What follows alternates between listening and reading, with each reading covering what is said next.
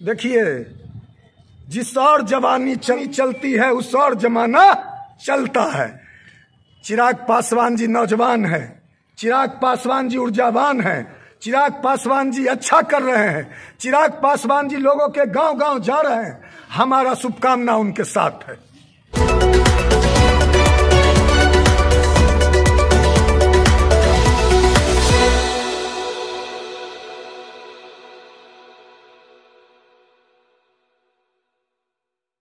हुआ जो आप लोजपा जनशक्ति पार्टी से इस्तीफा देते? मैं राष्ट्रीय लोक जनशक्ति पार्टी और दलित सेना का राष्ट्रीय प्रवक्ता था और मैंने राष्ट्रीय लोक जनशक्ति पार्टी के राष्ट्रीय प्रवक्ता के पद से और पार्टी की प्राथमिक सदस्यता से परसों ही इस्तीफा कर दिया। इस्तीफा करने का मुख्य कारण ये था कि जब लोक जनशक्ति पार्टी का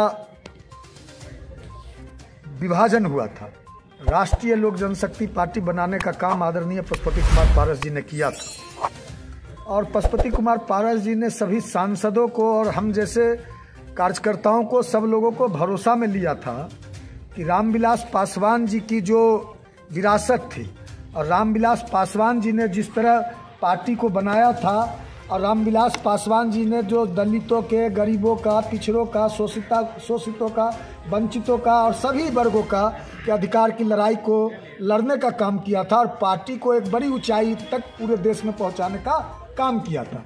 तो पारस जी ने हम लोगों को ये विश्वास में लिया और कहा कि पार्टी में आंतरिक लोकतंत्र खत्म हो रहा है, पार्टी का अस्तित्व और पार्टी का वजूद खतरे में है, इसलिए पार्टी को बचाना है और पार्टी को जन जन तक ले जाना है। जिस तरह आदरणीय रामविलास पासवान जी पार्टी को चलाए थे, कार्यकर्ताओं को साथ लेकर, सभी लोगों को साथ लेकर पार्टी को चलाते थे, उसी तरह पार्टी को चलाना है।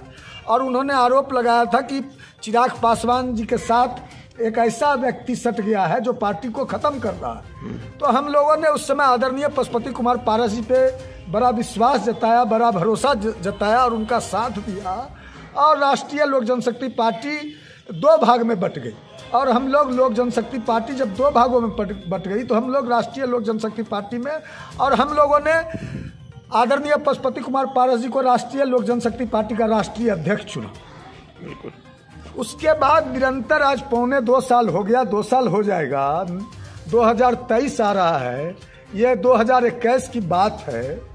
आज तक आदरणीय राष्ट्रीय अध्यक्ष जी बिहार के किसी जिले में पार्टी कार्यकर्ता सम्मेलन में या किसी जिले में, बिहार के किसी जिले में पार्टी जनों के बीच ना कोई बैठक की है, ना बिहार के किसी जिले में गए और उनको राष्ट्रीय अध्यक्ष का, पार्टी का राष्ट्रीय अध्यक्ष, वह राष्ट्रीय अध्यक्ष का धर्म का जो निर्वहन भूमिका अदा करना चाहिए उससे वह पूरी तरह से विमुख हो गए और राष्ट्रीय अध्यक्ष का धर्म का वो निर्वहन नहीं कर रहे थे। पार्टी पूरी तरह से बिहार में, पूरे देश में पार्टी पूरी तरह से खत्म हो रही थी। जिस आंतरिक लोकतंत्र का दुहाई देकर, जिस आंतरिक लोकतंत्र को बनाने का, जिस आंतरिक लोकतंत्र को बचाने का लड़ाई को लेकर पशुपति कुमार पारस जी को हम लोगों ने साथ दिया था, वही आंतरिक लोकतंत्र आज पूरी तरह से पारस जी ने पार्टी में खत्म कर दिया।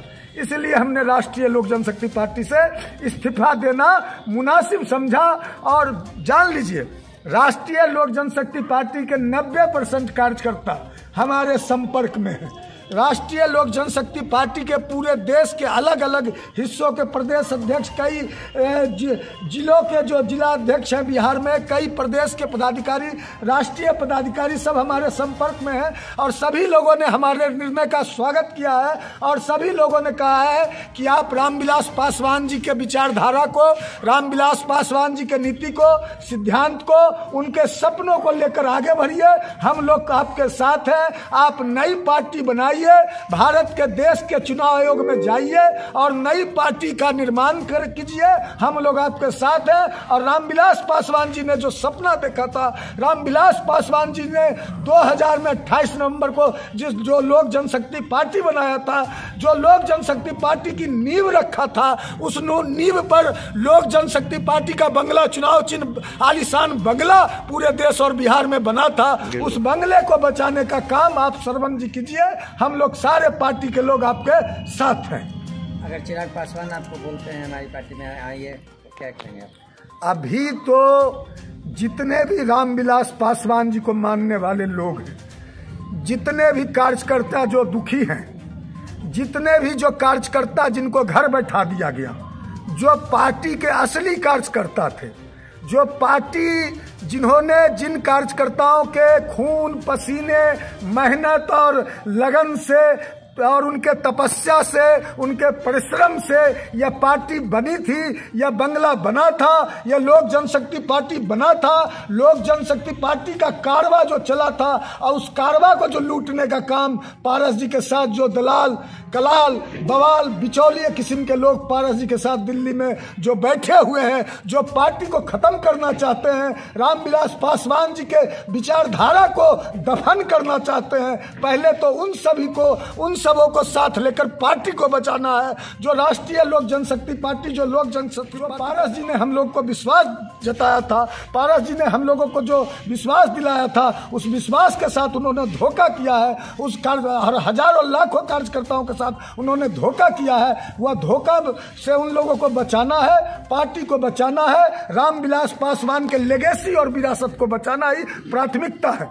दूसरी बात जी, आदरणीय नरेंद्र मोदी देश के प्रधानमंत्री, यशस्वी प्रधानमंत्री, जिनके नेतृत्व में भारत का मान सम्मान, भारत का गौरव, भारत का प्रतिष्ठा पूरे विश्व में स्थापित हुआ है।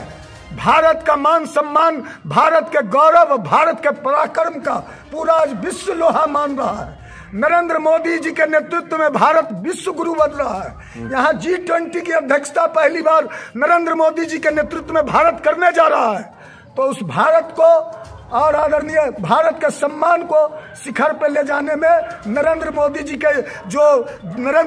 का जो सपना है, नरेंद्र मोदी जी का जो यज्ञ है, उस यज्ञ में हमको भी आहुति डालना है। और नरेंद्र मोदी जी ने पारस जी को मंत्री बनाया, अपने कैबिनेट में मंत्री बनाया, फूड प्रोसेसिंग जैसे विभाग की अहम जिम्मेवारी सौंपी। बिहार में फूड प्रोसेसिंग का बड़ा संभावना है। हमारे यहाँ लीची है, मखाना है, मक्का है, केला है, कई चीजें हैं जो फूड प्रोसेसिंग की अपार संभावना बिहार में थी। लेकिन पारस जी ने मंत्री धर्म भी नहीं निभाया।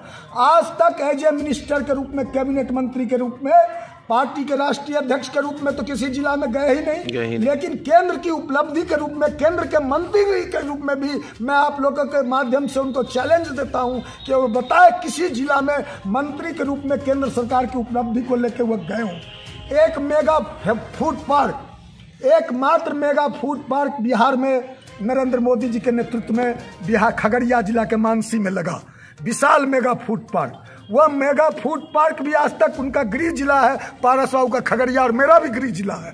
आज तक पारस बाबू मंत्री बनने के बाद अपने गृह जिला भी नहीं गए। नतीजा यह हुआ कि वह मेगा फूड पार्क बंद हो गया है। बिहार सरकार के उद्योग विभाग के बियाडा ने जमीन आवंटन रद्द कर दिया है। जो जमीन बियाडा ने दिया था मेगा फूड पार्क के लिए, जिस व्यवसायी ने मेगा फूड पार्क लगाया, जमीन का आवंटन रद्द कर दिया। वह व्यवसायी परेशान है, कई बार गुहार लगा चुका है माननीय मंत्री जी के यहाँ और विभाग में, लेकिन उसकी आज तक न कोई सुनवाई हुई, न विभागीय मंत्री पारस बाबू ने इसका कोई समीक्षा किया। चिराग पासवान जी लगातार दिल्ली का दौरा कर रहे हैं, अमित शाह जी से भी मिल रहे हैं। क्या कुछ संभावना लगती है भविष्य में, क्या पार्टी में कुछ उथल पुथल होने वाला है क्या? देखिए, जिस और जवानी चलती है उस और जमाना चलता है। चिराग पासवान जी नौजवान है, चिराग पासवान जी ऊर्जावान हैं, चिराग पासवान जी अच्छा कर रहे हैं, चिराग पासवान जी लोगों के गांव-गांव जा रहे हैं। हमारा शुभकामना उनके साथ है।